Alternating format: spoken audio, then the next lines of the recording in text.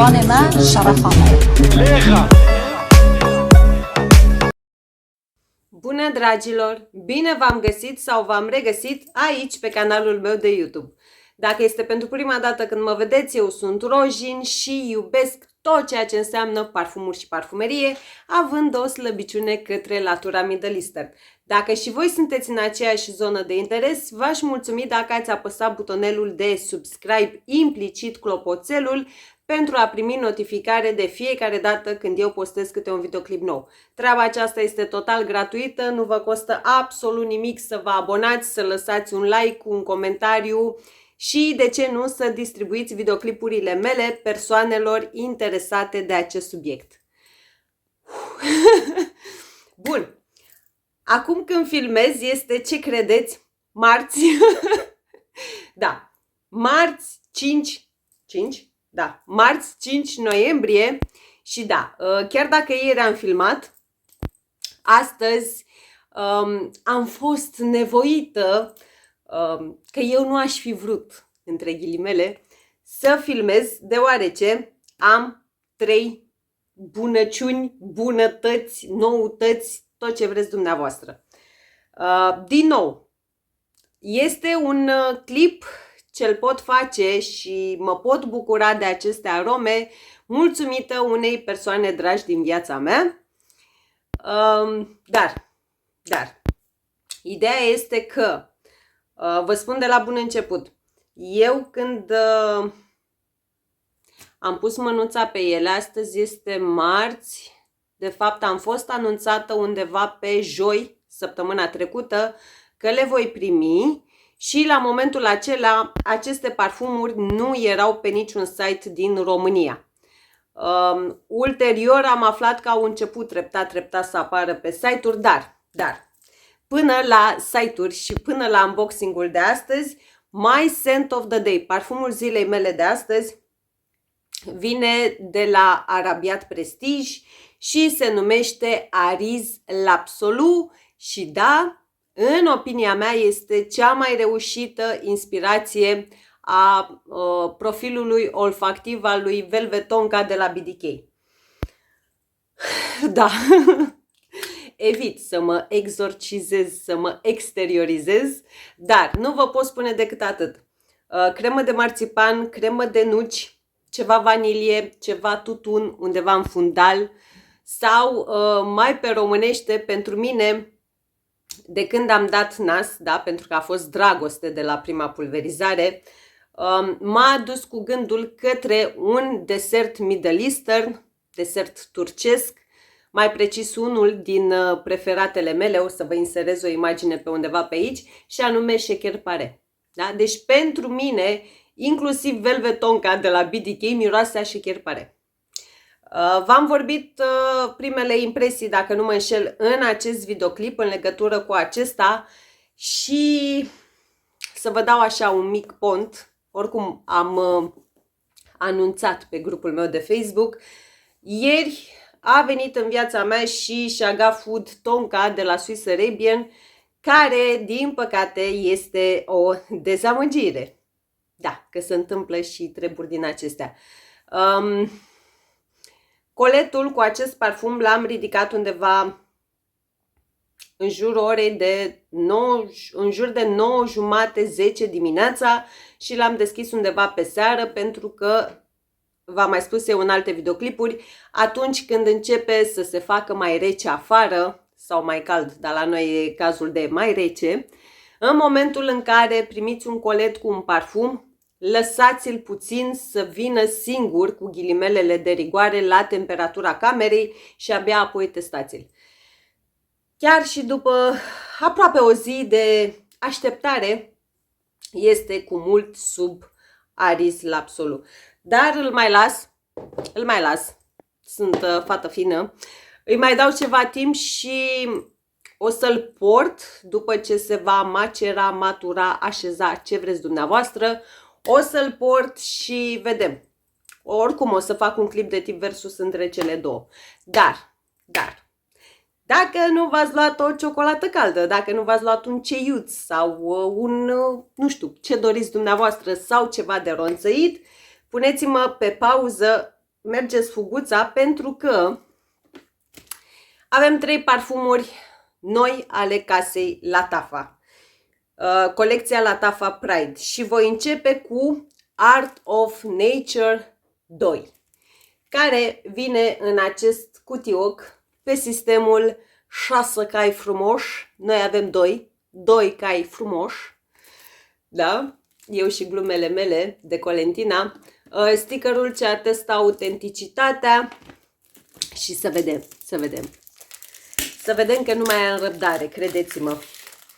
Acest parfum în online se zvonește, dacă doriți, că se inspiră dintr-un alt parfum celebru al casei PDM și anume Alter, dacă pronunț eu bine, chestie care în limba arabă se traduce rebelul, dacă am înțeles eu bine, da? Alter în limba arabă ar însemna rebelul, ceva pe acolo. Bun, hai că eu îl deschideam, că na. Avem o cutie banală de carton, însă căluții aceștia sunt oarecum 3D. Parcă acum. E bun și ring light-ul ăsta din când în când.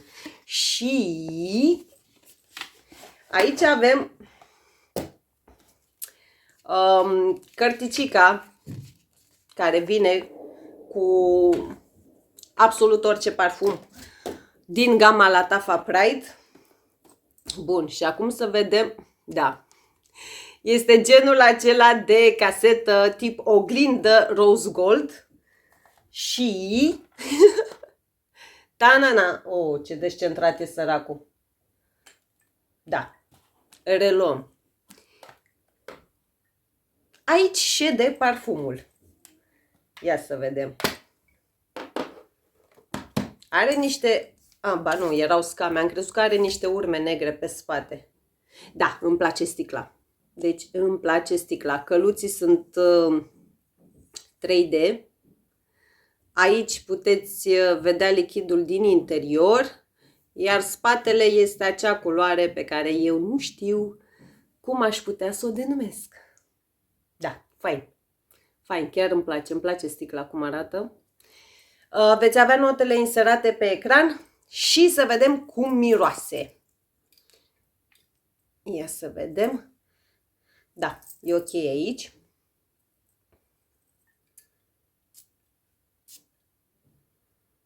Sinceră să fiu, atomizorul se putea și mai bine. Zic și eu. O floare de portocal ușor puternică în deschidere, fiind de tot sinteticuță, dar este prima pulverizare, prima impresie. Genul de aromă de vreme rece, total unisex în opinia mea. Da, am testat originalul. Momentan nu am decant sau ceva, dar l-am testat și l-am paratestat și știu cum trebuie să miroasă, dacă doriți. Ceva spicy, ceva scorțișoară, ceva cardamom. Izul acela de floare de portocal treptat se diminuează, însă rămâne acolo, este prezent și se pare că nu mai este la fel de sintetic în momentul de față.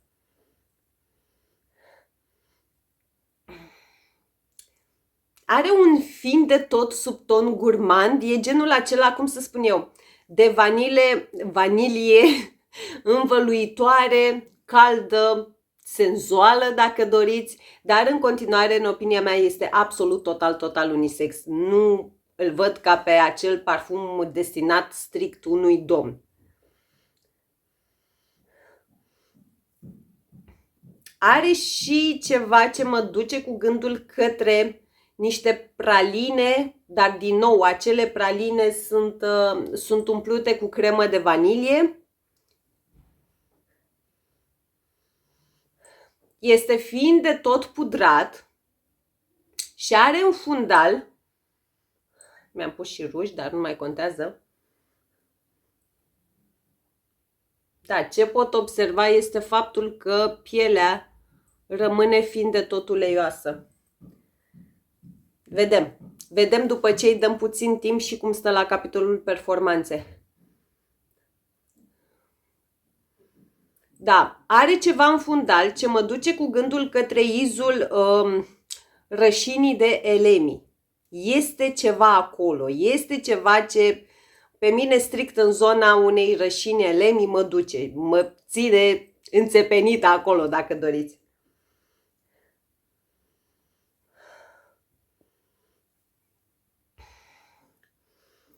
Pe măsură ce se dezvoltă, dacă doriți, cum să spun eu, rolul principal în acest parfum, în opinia mea, cel puțin acum pentru o primă impresie, pentru un prim nas, este o vanilie spicy. E genul de parfum centrat pe vanilie. De data aceasta scorțișoara începe să se diminueze, dacă doriți, însă cardamomul este acolo și cum eu sunt fiartă pe cardamom, da. E ce trebuie. Ca idee, pentru o primă impresie, este undeva 80-85%, ca să vă dau și procente, în zona originalului din care se inspiră. Îl mai lăsăm puțin, vedem cum va fi și o leacă mai târziu și trecem la următorul pe care mi-l doream din suflet. Și anume Peace and Love, care vine în această cutie, din nou stickerul ce atestă autenticitatea. Și tot așa, în online am văzut faptul că acest Peace and Love de la Lattafa se inspiră din Soy Malaki, dacă zic eu bine, parfum pe care vă spun cu toată sinceritatea că nu-l cunosc. Așadar, mă voi rezuma strict la aroma acestui Peace and Love. Și avem, da, avem din nou o cutie haurie. De data aceasta este gold și mat, dacă doriți, față de cea de la Art of Nature 2, care este oglindă și este rose gold,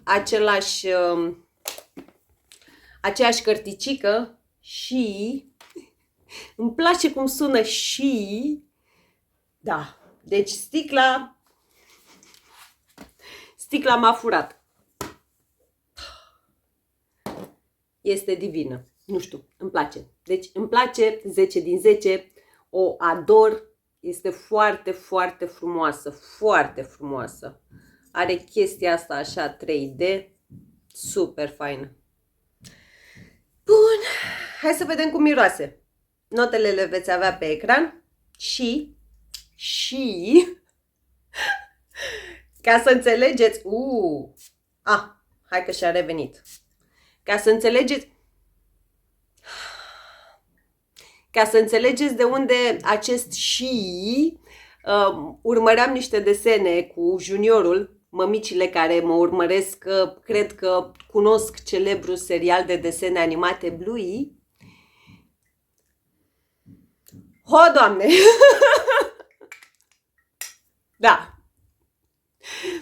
10 din 10 din start!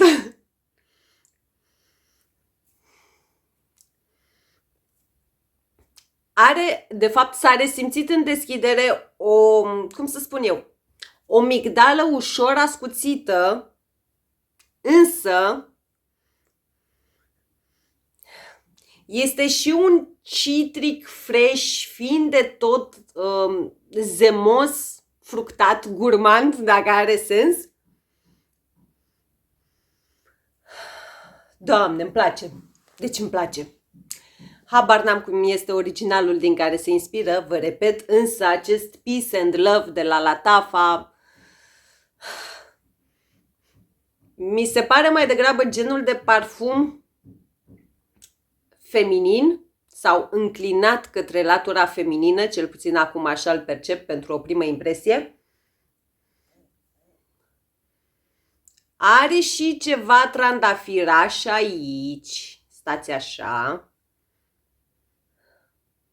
Însă este genul acela de trandafir tânăr, boboc de trandafir mai degrabă, și nu este, cum să spun eu, trandafirul efervescent din Delina, dacă are sens.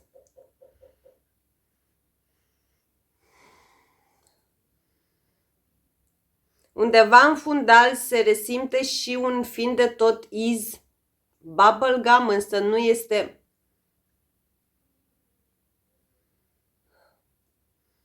Este o tuberoză bubblegum, undeva în fundal, da? Nu prea sunt eu cu tuberoza, știți, dacă sunteți alături de mine de ceva timp, însă ce e aici îmi place. Îmi place pentru că nu este ceva în rolul principal, ci, exact cum v-am spus, este undeva în fundal. Are o cremozitate aparte. Dacă aș putea spune, are un fin de tot subton, dar foarte fin, da? Un fin de tot subton gurmand. Însă, din nou, nu vă gândiți la prăjituri sau... Este un fin de tot subton. O atingere, o adiere, o idee gurmand, dacă doriți. Se resimte și ceva vanilie, însă nu pot spune că este vanilia la aceeași intensitate precum am resimțit-o în Art of Nature 2.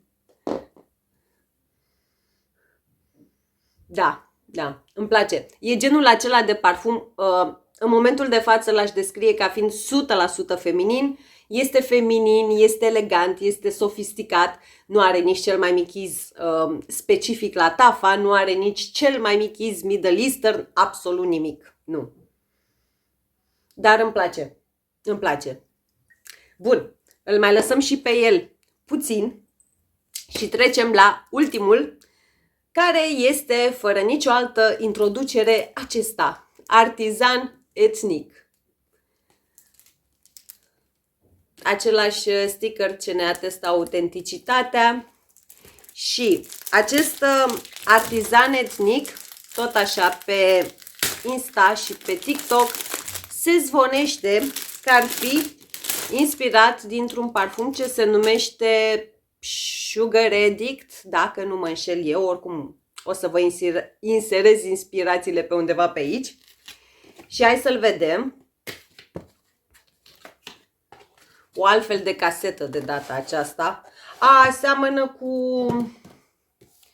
din nou, încă o cărticică. Este genul de casetă, dacă doriți, întâlnită la Vintage Radio și la Affection Love. Da. Dar, nu știu, aceasta îmi pare faină. Are chestia aceasta, vrea să imite un lemn, dacă doriți. Hai să vedem și sticla. Ta-na-na. Sticla aceasta am tot văzut-o în online și, sinceră să fiu, nu înțeleg ce au dorit ei să reproducă aici-așa. Dacă aveți idee din ce s-au inspirat nenicii de la Latafa în legătură cu chestia asta, lăsați-mi și mie în secțiunea comentarii. Luminați-mă și vorbesc la modul cel mai serios. Na. Deci că e un cornet întors invers. Nu știu. Nu știu. Dar nu ne mai omorâm creierul. Vă las să citiți notele. Ia să vedem. Nu, aici. Da, de ce și acesta a trebuit să scuipe? Deci pur și simplu parcă a scuipat prima dată. Aici se schimbă macazul.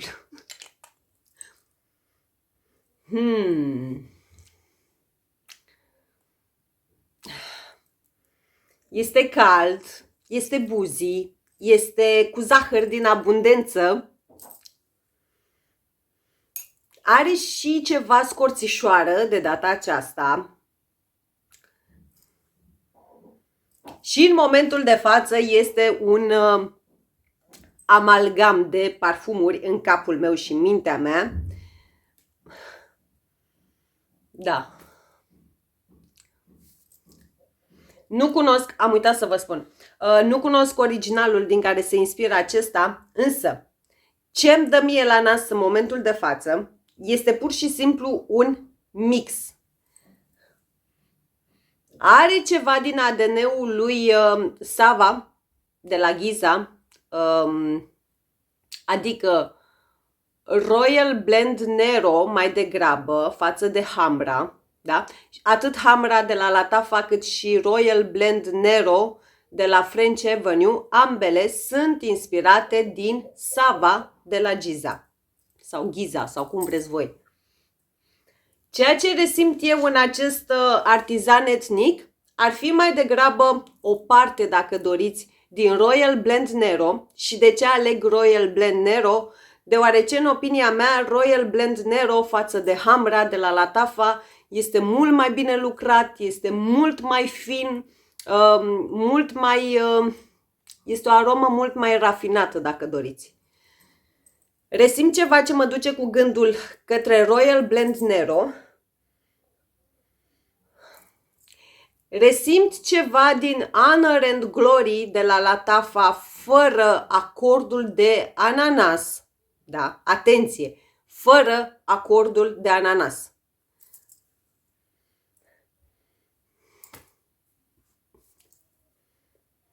Are și ceva din ser de la Latafa. Deci nu știu, este ca și cum pur și simplu ce îmi dă mie la nas este un amalgam, exact cum vă spuneam, fix cum vă ilustrează ei sticluța, da? E un mix, dacă doriți, e ca și cum faci layering cu toate parfumurile acestea. Are și o atingere fină lactonică.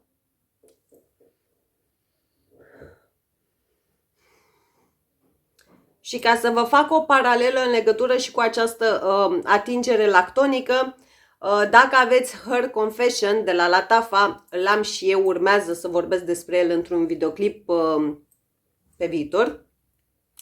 Are ceva din atingerea aceea lactonică din Her Confession, însă strict acea atingere lactonică, da? Fără biasomie și așa mai departe.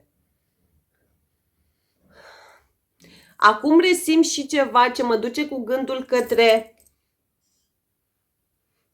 o cafea, dar cafea simplă, fără lapte, frișcă și așa mai departe, cafea neagră, simplă, cu zahăr, în care ai adăugat ceva topping de caramel. Da? Este izul unei cafele negre preparate în care ai pus topping de caramel.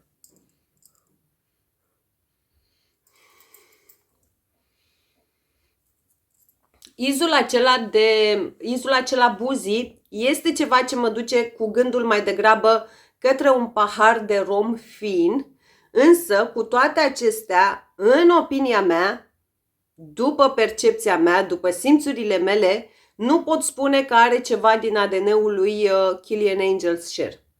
Deci are partea gurmandă, dacă doriți, din Sava, de la Giza, cu o fină atingere de rom. Însă, pe mine nu mă duce în zona lui Kilian Angels Share. Exact cum v-am spus, mă plimbă în zona acestor parfumuri. Are și ceva din Royal Blend Nero de la French Avenue, are și ceva din Honor and Glory fără acel ananas, are și o atingere din ser, are și o parte fin de tot lactonică din Her Confession, fără flori, fără altceva, dar este interesant. Și acesta, din nou, este genul de parfum strict de vreme rece, în opinia mea, și dacă sunteți domni, dar nu vă sfiiți sau din contră iubiți aromele gurmande, consider că este safe blind buy și pentru dumneavoastră. Îmi cer scuze, beau puțină apă și facem pe repede înainte recapitularea finală, pentru că, unboxing și primele impresii, le lăsăm puțin, le luăm la purtat și revenim cu păreri, topuri, selecții, recenzii și așa mai departe.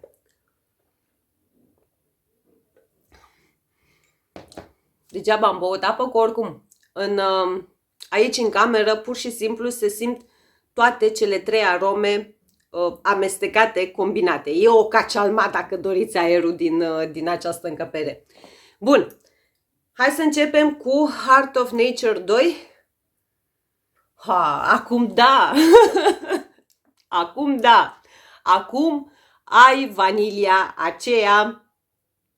Era să-mi iasă ceva pe gură, ceea ce am spus pe grupul meu de Facebook. Apropo, veți avea link în bara de descriere pentru grupul meu de Facebook Frag Family, contul meu de Insta și contul meu de TikTok.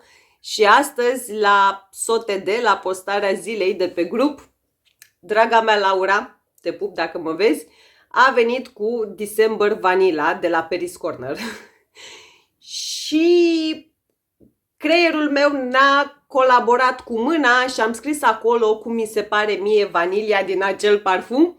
Și fix același lucru era să spun în momentul de față în legătură cu vanilia din Art of Nature 2. Dar, da, e genul acela de... asta de unde a apărut? Ok. E genul acela de vanilie, cum să spun eu, carnală, dacă are sens, senzuală, oarecum erotică. Resimt în continuare cardamomul, resimt în continuare partea aceea ce tot în zona elemii mă duce. Chiar voi căuta să văd dacă are elemii în note sau nu. Dar este aici ceva, ori este un duo, ori este un acord ce îmi joacă feste și îmi duce căpucul, creierașul fix în acea zonă. Dar eu așa îl percep. Da, în momentul de față, în continuare, pentru mine și pentru gusturile mele, mi se pare absolut total unisex. Nu pot spune că înclină masculin, nu pot spune că înclină feminin. Este pur și simplu pe latura, pe mijlocul acestei chestii. Da? Floarea de portocal s-a mai domolit, însă este în continuare prezentă, doar că a trecut undeva în fundal, dacă doriți. Dar nu este rău. Nu este rău. Bun. Următorul, care aici l-am pus. Peace and Love. Doamne Dumnezeule! Miroase extrem de elegant, extrem de fin, extrem de rafinat, senzual, tot ce doriți.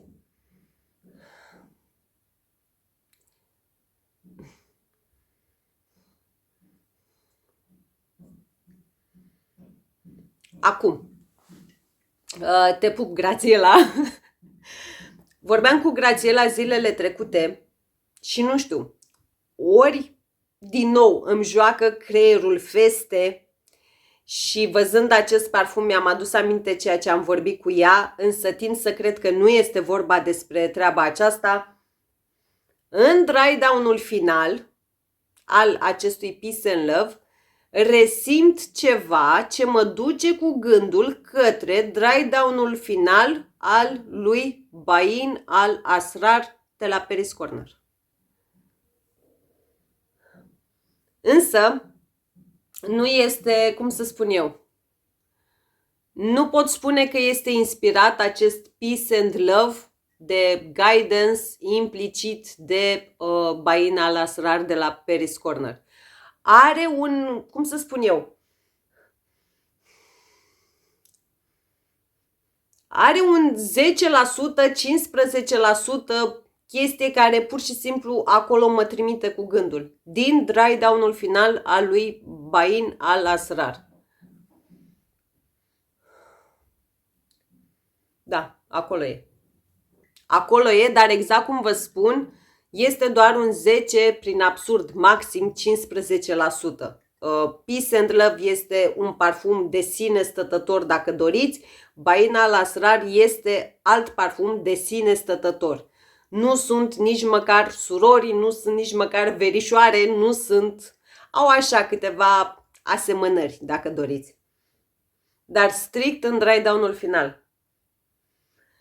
Dar, în continuare, este genul de aromă, exact cum v-am spus, feminină, elegantă, Mi se pare cam prea elegantă și prea sofisticată pentru a fi purtată, nu știu, ca parfum de zi cu zi, la cumpărături, la birou sau așa mai departe, dar până la urma urmei, fiecare poartă ce vrea, unde vrea, cum vrea și cât vrea. Bun, și ultimul, dar nu cel din urmă, cornetul acesta sau nu știu, deci... Acum, dacă l-aveți, dacă îl iubiți, dacă este parfumul dumneavoastră semnătură, nu mă luați în serios. Însă, pentru mine, dintre toate cele 3 sticle prezentate astăzi, sticla lui Artisan Etnic este cea mai urâtă. Deci nu înțeleg ce au vrut ei să ilustreze aici sau, în fine, trecem peste. Gurmand. Dar gurmand fiind de tot buzii și senzual. Nu este gurmandul acela, cum să spun eu, miroși, ai iz alimentar și atâta tot. Nu, nu, clar nu. Și da, zâmbesc pentru că în continuare eu sunt în aceste zone și cel puțin la... cum îi spune, Honor and Glory, sunt la a doua sticlă, deci cunosc foarte bine acel parfum, purtat atât vara cât și acum în vreme rece. La Ser de la Lattafa din nou am băut jumătate de sticlă, v-am mai spus eu în alte videoclipuri că am luat o parțială de pe grupurile de parfumuri și am și o sticlă full size. Din nou, Royal Blend Nero nu am cum să nu-l recunosc sau nu am cum să nu punctez similitudinile. Dar în continuare, romul de aici tot nu mă duce în zona lui Kilian Angels Share. Sub nicio formă. Adică una e romul din... ADN-ul lui Kilian Angels Share sau oricare din inspirațiile sale și alta este romul din Artisan Etnic. Pentru mine, încă o dată, pentru mine, în opinia mea, după nasul meu, așa stă treaba, da? Dar, exact cum să vă spun eu, acum către dry down-ul final, e ceva ce mă duce cu gândul către o combinație dintre Honor and Glory fără ananas, în continuare fără ananas, da?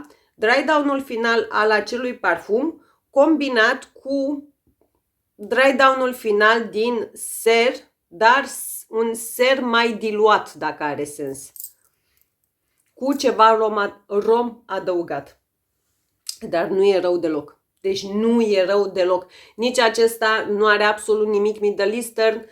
Niciunul din parfumurile de astăzi nu au acel iz specific al casei Lattafa, iz cu care eu personal am o problemă și iz pe care eu personal îl detectez în multe parfumuri de la această casă.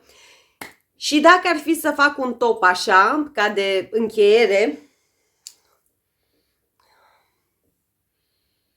mi-este cam greu să fac un top deoarece le percep pe fiecare din zone total diferite. Da? Nu e ca și cum toate 3 sunt din aceeași zonă olfactivă și hai, pot să le clasez. Dar cu toate acestea, aș spune locul întâi Peace and Love de la Lattafa, logic, locul 2 Art of Nature și locul 3 Hidoșenia aceasta de sticlă. Da?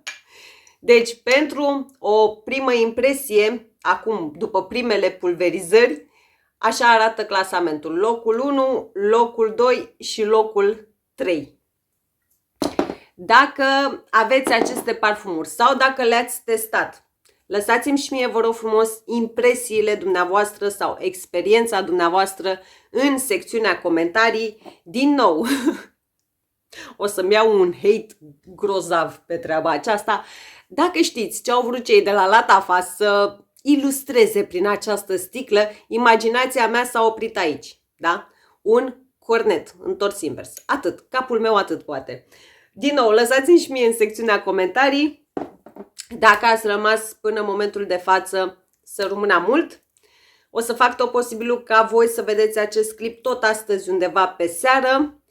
Și ce am uitat să spun, mi-au scris dimineață atât doamna Eni, să rămână, vă pup cu mare drag, cât și alte 4 doamne dragi mie, faptul că la videoclipul de aseară, Unboxing Hadlaj, au lăsat comentarii și acele comentarii au dispărut. Se pare, din nefericire, în primul rând pentru mine, că YouTube din nou mănâncă sau înghite comentarii. Am vrut să menționez lucrul acesta ca să nu trăiască absolut nimeni cu impresia greșită, precum că eu aș șterge anumite comentarii. Da, șterg și blochez pe loc utilizatorii cu un limbaj licențios. Însă, nu știu, niciodată n-am șters comentariile doamnei Eni sau comentariile oricăror alte doamne sau domni care mă urmăresc.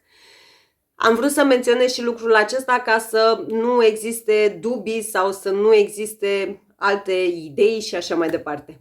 Să rămână mult, dacă ați rămas cu mine până acum, vă îmbrățișez cu mare, mare drag și până data viitoare, vedem, cred că vineri, mai au o pauză de câteva zile, până vineri vă pup, vă îmbrățișez și vă doresc zile minunate și mega, mega parfumate. V-am pupat! زبان من شرف آمد